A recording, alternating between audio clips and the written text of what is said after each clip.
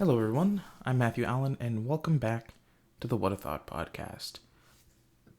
Excuse me. I immediately had to burp. Sat there for a whole 4 minutes before I hit record, where it was like, nothing's happening. I'll be okay. And then that burp just came out of nowhere. Welcome back, everyone. This is episode 48. I don't know what I'm going to do when I hit 50, because that just feels insane, and that's not a real number, but apparently it is. It is. I don't know how to feel about it. I also don't know what I'm going to really talk about today. That's right. So much back-to-back time of me not really having big topics that I needed to talk about because I was talking extensive episodes about one particular topic, and I have not really had the chance to pay attention to the world.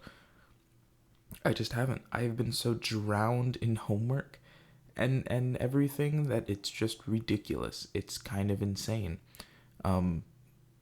How things have been this whole past month, essentially. March was not a fun time for work. But amidst the drowning, I've been doing I've been trying my best to keep up with things. I haven't kept up with much.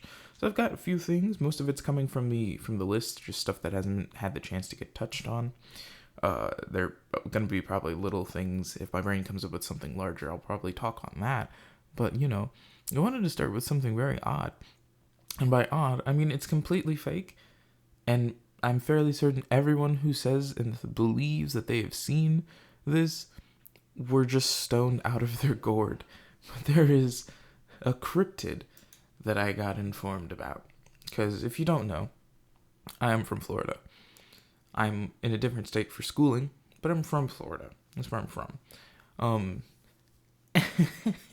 And I learned that there is a thing called the Oviedo Dick Monster. And I went, Oviedo, Florida? I was like, I know that place. I've been there. What the hell is this? And so I went and I Googled, and it's not an established thing. It's not a real thing. It is just a supposed creature that has been spotted by a few folks here and there in Oviedo, allegedly, that stands 7 feet tall when it is fully erect. And that is the wording that is here on this cryptids.fandom wiki thing nonsense that I've literally never heard of. There's a fandom for everything. But apparently it has a long phallus-shaped body and 2 round legs, which is why it has been given the name the Oviedo Dick Monster. And most sightings take place at night in the woods of the Stillwater neighborhood. Now, I don't know that neighborhood specifically, and it's on here. It's here on the internet, which is why I'm able to say it and not feel like I've just doxed a section of Florida or something. But it's just so, what? How could that be the image that comes to anyone's mind? The implication here in this little wiki thingy is that it's people under the influence are seeing it, and I totally believe that because that shit's hilarious. No real person in their minds would ever outwardly believe, yeah, I've seen this. This is a thing I've seen 100%. It's out there. And it's no. Stop.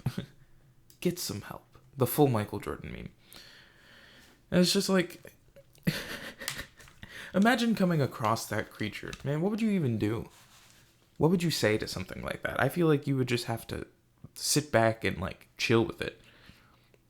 Because it doesn't even seem like it's the type of cryptid that would attack. You know what I mean? There's always different types of cryptids. You've got your Jersey Devils, you've got your Yetis and Bigfoots, the cousins of each other or whatever. There's just so much. So the idea that there's just also... Sorry, I went to move my mic, and it hit my water, and I was like, there's too much tech for me to accidentally go and, knock this over here. But I was the idea that there's, even more than one human being that has ever claimed to have seen this particular creature is hilarious in its own merit. But it's so ridiculous. And how have I never heard of it? I've lived really close Not really close. It would be a drive I'd have to think about making, because why am I going to Oviedo? My brain can't even process right now why I've been to Oviedo before, but I know I have. And it's just like, what? Who came up with this? Who was the first person? That's what I would like to know. Who was the first person that sat down and said to themselves, yeah, I saw this thing and I'm going to tell you about it. And you were like, oh, are you now? And they were like, yeah. And it would look like this, and it acted like this, and it smelled like this. And you're like, it smelled like this. And it's like, why are you smelling it? And they're like, well, sometimes you get curious. And it's so odd. There's not much more to talk on that one, because it's just like, it was just such a small little thing that I was just like, I just want to bring it up briefly because I just think it's a little ridiculous, but I'd love for more people to go and claim sightings of it. It'd be really funny if there's just a surge of folk that start going to Oviedo to hunt for the dick monster. And I hope it gets a cooler name. I hope it gets a truly cooler name than just that, because it deserves one. Shouldn't name people based on their looks. Oh, that brings up a wonderful question. Why do Yetis and abominable snowmen consider different things?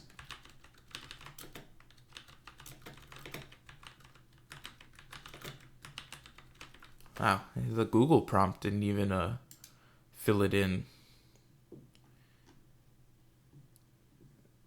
Okay. I just want to know the difference, and this is an article without subheadings. Oh, because it's from Mental Floss. That makes sense.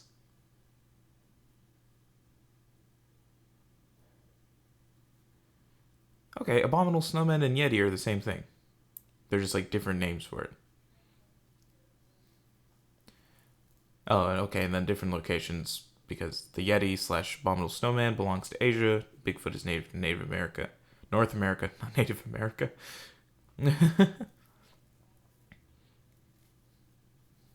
Interesting. I kind of forgot about the interchangeable nature of both Sasquatch and Bigfoot. Because sometimes you kind of forget that those are the same thing, because they're all fake, so you have no reason to ever remember that they are the same thing. Duh. That was a very quick find. I'm glad I was able to answer that immediately. Can't wait to see what actual information I come back with in 2 weeks. I'm trying to avoid talking about movies, is what I'm trying to do. I've been watching, not a lot more, but I've been watching more films for classes, and also of my own time. Last Wednesday, for anyone who was paying attention to that, there was a stream that was supposed to happen from 3 to 6, but the internet was down from 12 p.m., so midday, until 10 p.m. So that stream did not happen, and neither did any of the other things I was supposed to do.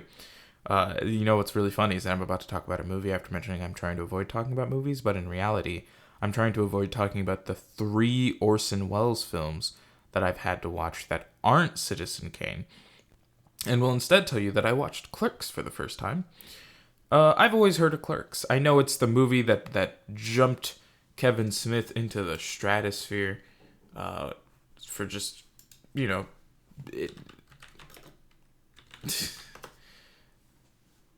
was a terrible sentence, by the way.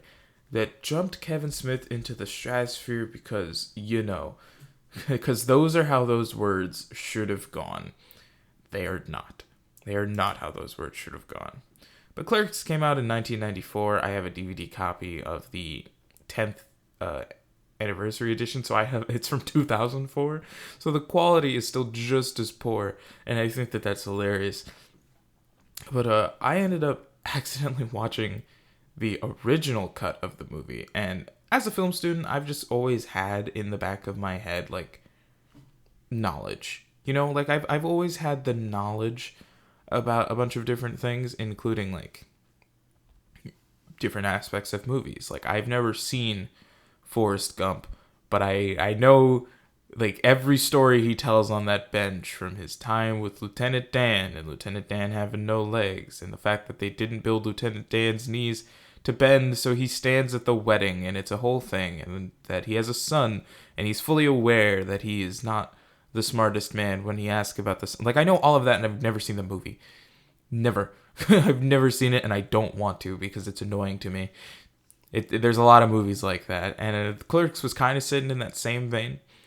But unlike those other movies, because Clerks is a movie that you have to really want to go and watch because of the way it's shot, the fact that it's in black and white, the fact that it's like there's so many aspects of it that turn people away from the movie, that there's very few things. So I only had two pieces of information going into this movie. One is the argument about the contractors on the Death Star, and the second is the original ending. Now, for those that don't know, the theatrical ending of Clerks, which is the canonical ending because it's the only way that Clerks 2 and 3 exist, which, hey, did you know there's a Clerks 2 and 3? Because I don't think they should exist. I haven't seen them, but I don't think they should exist. But that's just me. But, the original ending, the theatrical ending is, once all the nonsense occurs in the day, they lock up shop. Dante tells his friend Randall, to essentially do a little dance for him as like a thank you for the way he's messed up almost his whole day as he goes out the door. And then he comes back in and he's like, don't forget to lock up. And he goes out, and then it fades to black, and then it's credits. And that is the theatrical ending of the movie. Kevin Smith's original ending to the film, right? The original ending is we get that, it fades to black, but then it cuts back to a shot from outside the little quickie mart that Dante works at. And he goes, and like the camera goes in, like Dante hears the door open, and this guy walks up, and Dante looks at him, he's like, oh, I'm sorry, man, we're closed. And that guy pulls out a gun, shoots Dante dead, and then robs the store.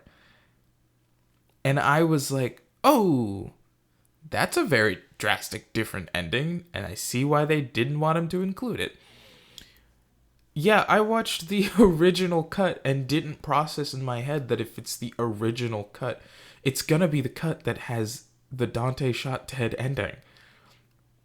I was fully caught off guard and was just like, oh, I didn't think about this. You know, like that moment in your head where you're like, I didn't process that this was the way that this was about to go, and this is the way that this just went. And like, I was sitting there and I was just like, you know what?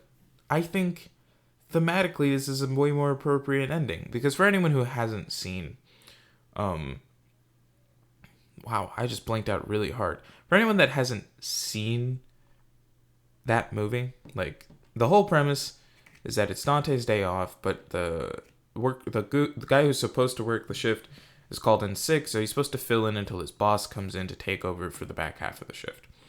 So he goes in, he takes the shift, he's not even supposed to be there, there's so much happening. Then he finds out that at the point where his boss is supposed to show up, that his boss has gone off to Vermont, and they are in New Jersey. Their shop is in New Jersey, the boss has gone to Vermont. That is like a 7-hour drive. Because I Googled it, because I was curious. Because I was like, how terrible is he? You know, because sometimes you're like, well, okay, is it like, oh, he's going to go 30 minutes? Like, he's going 2 hours over to New York to do something that's going to take 3 hours, and he's going to take 2 hours to get back or something. And it's like, no. He's gone 7 hours away for a drive that will then take him 7 hours to get back. So that's 14 hours of driving. He's not coming in to let you off, Dante. And I was like, wow.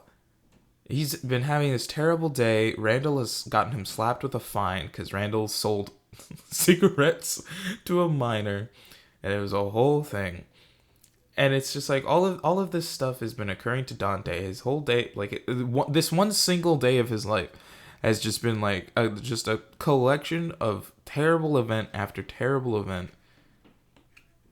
And then he's shot dead. And he wasn't even supposed to be there. And I was just like, you know what? I think I respect that ending for the ballsiness to just go for it.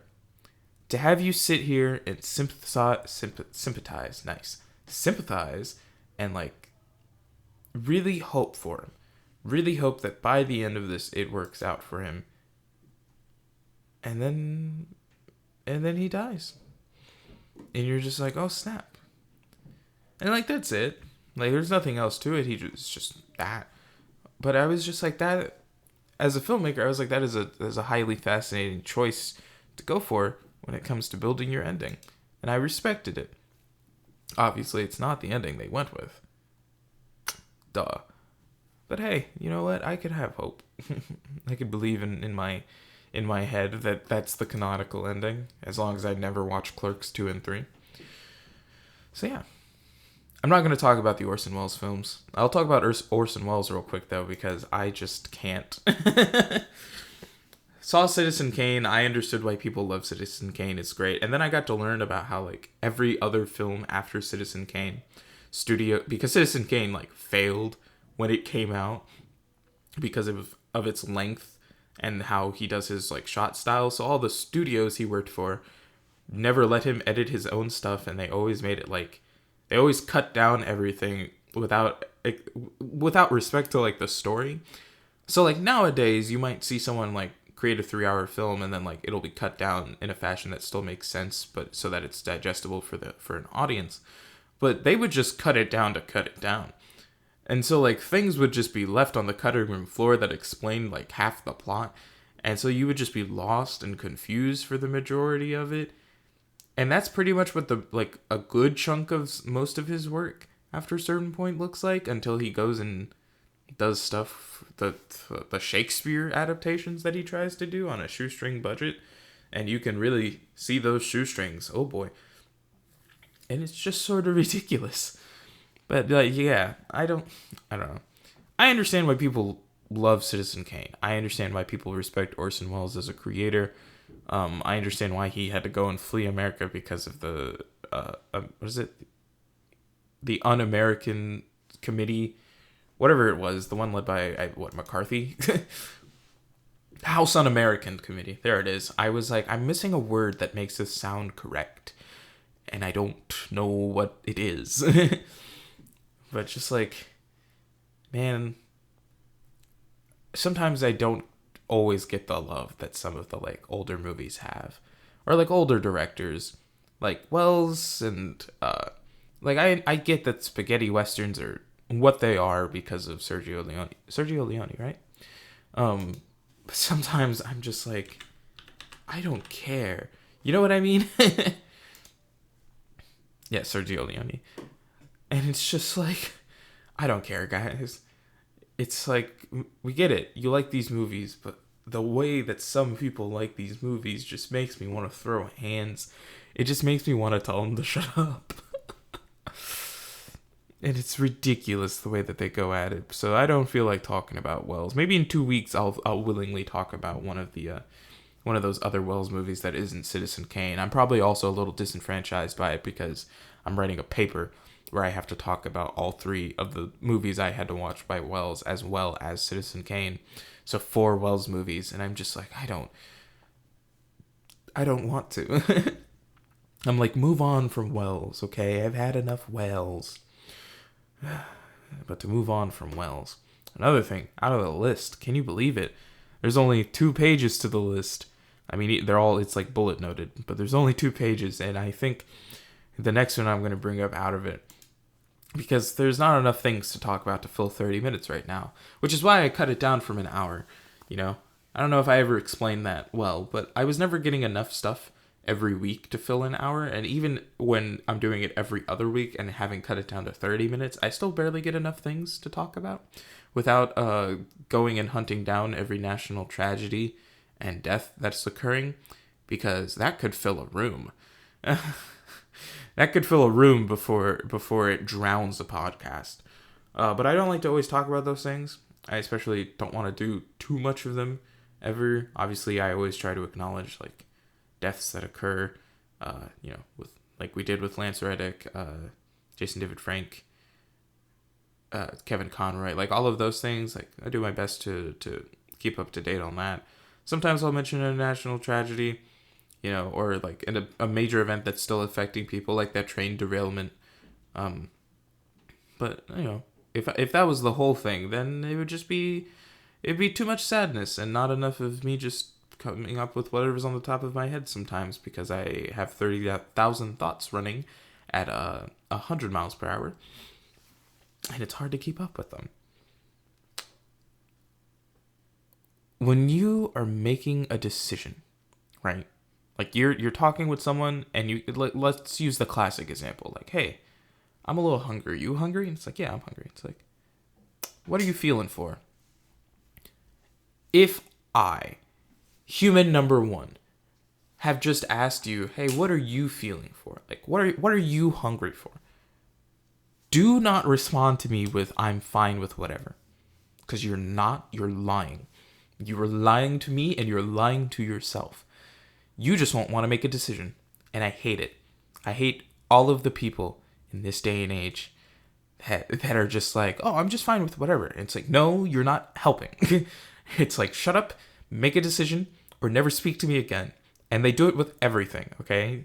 Like, obviously, that example I just gave is very classic for the like, it's classic in that joke of, like, trying to get food with your girlfriend, It's the, like, oh, I'm trying to get food with my girlfriend, and she's being indecisive, or whatever. But it happens everywhere and about everything. I was trying to set up, like, a time for a project. No, we were trying to set up a time as a group to meet to figure out our project. And I was like, I mentioned when I couldn't meet after. And I said, I'm fine for the whole day, so let me know what your guys' availability is, and we'll figure this out. And one person said, I'm fine with whatever, and the other person was like, how about early afternoon? And I hated them both. I hated that I'm fine with whatever way more, because it's like, come on now. That's not helpful. It's like, because then no, you're not fine with whatever. And then they informed that they were not indeed fine with whatever. And I was like, oh, look, you have a conflict. That would have been great to know beforehand, before I had to start prying into you with actual times. And the other person who said early afternoon, now you might think, oh, well, that's fine. You would be like, that's better than I'm fine with whatever. No, it's not. Not in that instance. Make a decision. Answer the questions that I had actually asked you. Because when you check what's classified as early afternoon, noon to 3 p.m. That is a 4-hour slot. That is midday, 1, 2, 3. That is a 4-hour slot that you could be referring to. And hey, I don't know about you, but there's a vast difference between if you mean early afternoon as in 12 or 1, or if you mean early afternoon as in 3. Because that is like the end of early afternoon. It's like the end of it. And I'm just like, come on now. Come on. Just make a decision. Oh, I hit the armrest of my chair, and it flung itself, and I thought that was hilarious. But I don't get it. I don't get how people are unable to make like little decisions. Like, I'd understand if it was something big. Like, I understand that if like that was about to be dark. Like, if you have a parent who's on life support and they have not gotten better in months and months and months and months and years and years and years, then I get it. That's a tough decision. You will truly not know what to do ever. My mother had to go get multiple surgeries recently because of cancer, and every day I was like, I don't know what to do with myself. I was like, I really and truly don't. But if it's something like, hey, do you want a sandwich? And you're like, I don't know. I'm fine with whatever. It's like, hey, dude, that doesn't help me out. Because either I'm about to make you a sandwich you don't want, or you wanted a different type of sandwich. Like, there's so many, like, or it's like either you want a sandwich or you don't. If you want a burrito, please tell me that. I would literally, everyone knows it. Taco Bell is very cheap. Taco Bell is very, very cheap, but not everyone likes Taco Bell, and I get that. But I go there because it's very cheap. So when I have to eat it once in a blue moon, I don't feel like I'm pouring money out of my bank, because like the amount of food I get for $5 at Taco Bell is way better than the amount of food you get for $5 at McDonald's. You know, you've all seen it. Prices are ridiculous. But I would much rather have a human being look me in the eyes if I was like, hey, I'm going to Taco Bell. Would you like anything? And say, no, I'm not a fan of Taco Bell, but if you don't mind, because it's near McDonald's, grabbing me a little cheeseburger, I'd be like, cool, I can do that. And I'd go off. But if it's, hey, man, I'm going to Taco Bell. Would you like anything? And they're just like, oh, no, man, I'm fine with whatever. I'm like, what does that mean? What does that mean here? Oh, no, man, I'm fine with whatever? The first part means no. The second part means do as you please. Get me whatever you think I would eat. I don't know what I think you'd eat. That's why I asked. Can you tell this one was written in anger? There's so many things. The time really gets me. Oh man, I just want people to say times. I really hate when people don't say times, because that one irks me. It'll be like, hey, what time are we doing this? Oh, we're doing it at 12. Oh, cool, that's fine. It's like, hey, what time are we doing this? I don't know. I was thinking 12, but what do you guys, like, I was thinking maybe 12 or 1 or something, but what do you guys think? It's like, no, set it. You set it. Set the time. It's like, it's not a group decision. Say it, and then everyone else will be able to build from there. Okay? You've built a nice foundation if you say 12, and you can hear, and then people can respond to you and be like, oh, I actually can't do 12 and this is why, but I can do this time. And if other people are like, yeah, I can do this time, then you can adjust. And then bada bing, bada boom, you've solved it. You have solved it. It's done. It's over. But when you're like, I don't know, I was thinking maybe 12, but I don't know how I feel about that. Maybe 1, maybe 2. What do you guys think? It's like, well, now you've just opened up a whole can of worms. You've built your foundation on sand, okay, to use that analogy that everyone uses in Methodist churches and in high school choirs when they're taught by Christians. Like, you've built your foundation on sand, and it's ridiculous. I actually just realized that the joke I was making about the high school choir one doesn't make sense, because the particular teacher my brain is referencing did not use that quote correctly. He didn't at all. We were like, we need a foundation for our music, so can you help us out with this? And he was like, don't worry about the foundation, just build the house. And we were like, huh? Because I don't know if you guys know this, but if you build a house without a foundation, it's not a house. It is a log cabin that was going to get pushed over when your child walks into the wall. There's no safety in that house. There's nothing. There's nothing to catch you. You build a sturdy foundation that no matter how wobbly your house might become as you go higher and higher, you know that foundation is going to hold, and the only thing you'll have to do is fix the house itself. That analogy has stuck with me for too long. Like, that moment, that just pure moment of stupidity out of that man's mouth was ridiculous. And I feel bad because anyone who knows me personally and knows what high school I went to is going to know who I'm talking about, because I just said man on accident. And I've doubled down because at this point I don't care. But that's just really funny. I'm 3 years removed from being at that school. Okay, that particular teacher had me for 1 year, because he was not the one that was there when I started, and I missed the one that was there when I started because she was fantastic. She was great. She made amazing music that never made a parent go, when I tried to talk to them about how they liked the choir concert afterwards. What a catapulting tangent. Let me delete this note from my notes. I would love more things to talk about that aren't movies, but sometimes I think I should just only talk about movies.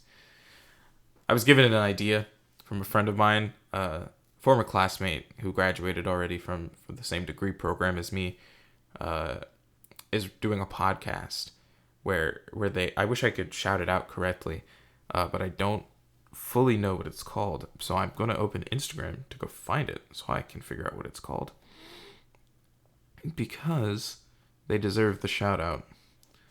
I'm struggling.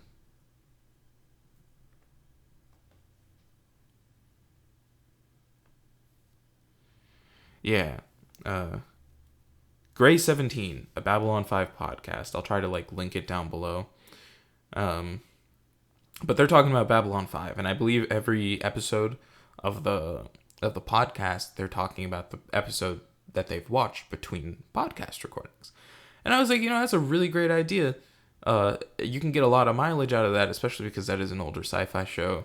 There's a lot to talk about. As a cinema student, you can really delve deep into your thoughts and your ideas about it. And I was like, that's fantastic. I can see how that works. And I was like, I could do that for movies very well. I could do that for movies very easily. And I thought about it. But I don't know if that's what the people want. Because if you get that, then you'd only occasionally get things like the Oviedo Dick Monster. And where would the fun of that be? It's like you wouldn't get to know about Dildo Newfoundland. If I was talking about movies, I would do it for movies. I don't have the patience to only watch one episode of a TV show because I need entertainment in my life, because my life is just so boring at times. And by that, I mean I really do need background noise when I'm taking notes for the 10 hours straight that I do, because classes hate me. Woohoo! Almost graduated. We're almost there. End of May, mid of May. But yeah, shout out to Gray 17 to Babylon 5 podcast. If I accidentally steal a version of your idea, I apologize. It might happen. I don't know. I really did enjoy talking, not even fully in depth on Scream 6.